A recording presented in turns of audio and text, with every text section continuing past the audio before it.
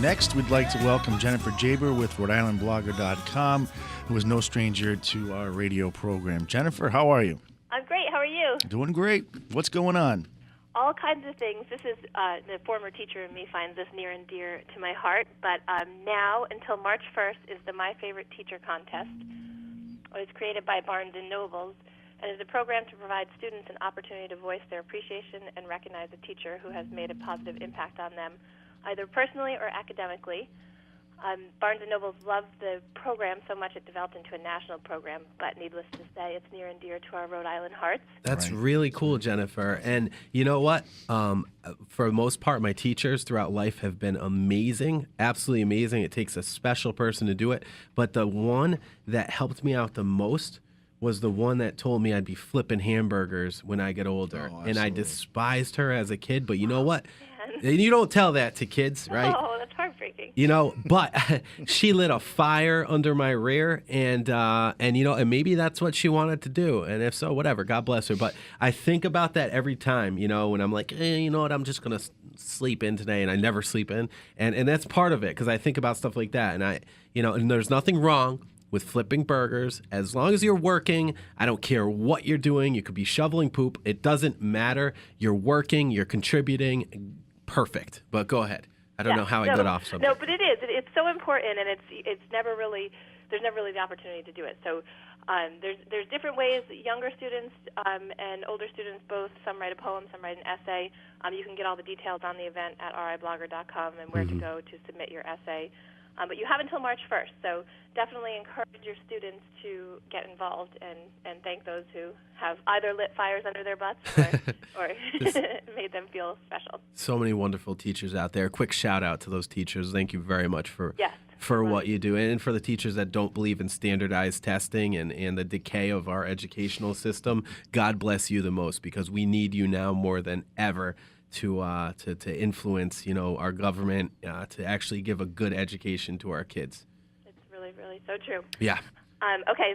The 9th annual Knitting Weekend and Fiber Arts Marketplace will be taking place at Slater Mill on January 20th to the 22nd.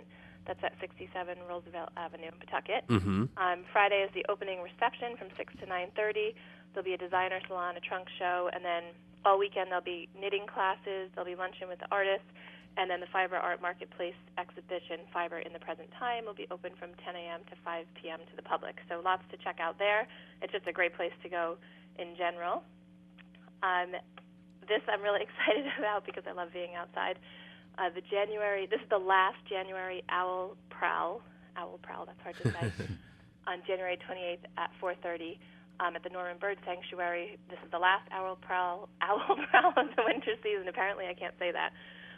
You could prowl the sanctuary trails after dark in search of native owls and learn how to identify species by sight and call before heading out on the trails. You'll listen for wild owls who are setting up their nesting territories, and after the hike, you can return indoors for hot chocolate and a chance to meet the captive barred owl up close. Cool. The Roaring Twenties party will be thrown by the Maddie Fund also on Saturday, January 28th at the Crown Plaza Hotel in Warwick from 6 to 10 p.m.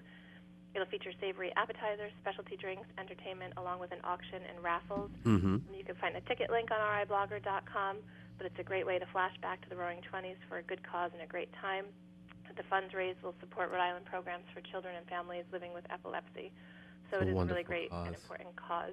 I think I met the Maddie Fund. I went to a fundraiser last year for them, and it was cool. I got to see the family that started that, and what wonderful, wonderful people. You can't get better than people that actually believe in something so much, where they've personally been affected that they actually want to outreach and help so many people, and it's just what an amazing cause. So and they thank do you for a great sharing job. that. I mean, I see them all over, and they do throw great events and awesome they're event. very active. So I'm sure Roaring Twenties sounds like a fabulous time. Yeah, of course.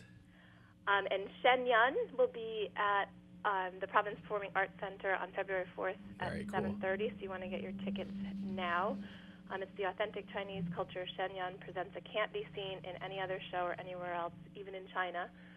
In 2006, a group of elite Chinese artists came together in New York with a mission to revive traditional culture and share it with the world. So they created Shen Yun and brought it to this majestic culture back from the brink of extinction. So you Cool. can join in this historical moment and an unforgettable journey. Again, it's on February 4th at 7:30 at the Providence Performing Arts Center. Very, very cool. Thank you very much. What is that? I don't want to say is that all, because I know they can go to riblogger.com and see a full list of the best events in Rhode Island and the best places to dine and grab a drink, and definitely a lot of the local breweries that you always talk about. So Did you see I didn't talk about beer this time? I know, I was surprised. I think that's the first time you didn't talk about beer, but wonderful job, Jen. Thank you very There are much. beer events there if you need to go look at them. Awesome. riblogger.com. So you can see. Oh,